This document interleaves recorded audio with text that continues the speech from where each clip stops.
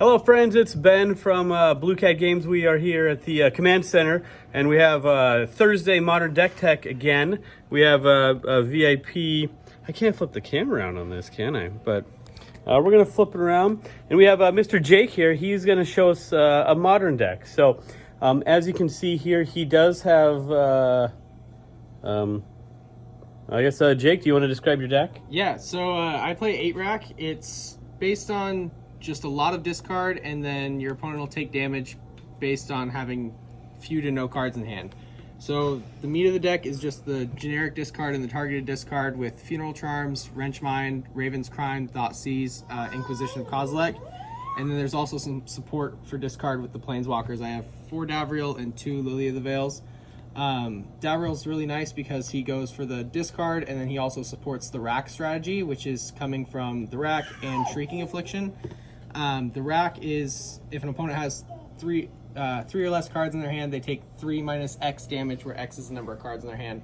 Shrieking Affliction is 1 or less cards, they take 3 damage. So the point of the deck is filled with discard to try and make that Shrieking Affliction really effective, because nothing feels worse than having a Shrieking Affliction out and your opponent continuously having 2 cards in hand. Then there's some Fatal Push for some target removal. That Red Monkey Ragavan is really big right now, so anything that can sort of get rid of him is great. So Fatal Push is a good push there. And then through playtesting and playing around, I was running into the problem where I had no creatures, and if somebody played a simple 1/1, I was on a 20-turn clock, and it just wasn't fun. So I threw in some Taurox from the Modern Horizons 2 set. They work as just a 2/1, and then they also sort of cast a Hymn to Taurox, so it feels a little bit Legacy-like. And then he gets bigger the more you discard. And then there's also, for the lands, still kind of a work in progress, but I have Mishra's Factory for solving that same problem I was finding while play testing where I didn't have creatures. So why Mishra's Factory instead of like a Mutavault? Price tag is really it. I like being able to just get one out, and then also their little side effect, tap, make it bigger. Hasn't come in handy too much, but when it does, it feels nice. Urza Saga seems like a weird add-in, but it lets me get those racks out when I get it to 3. It's true, that third mode. Plus you get a blocker and you get a ramp up to lilies faster. So it makes it really nice.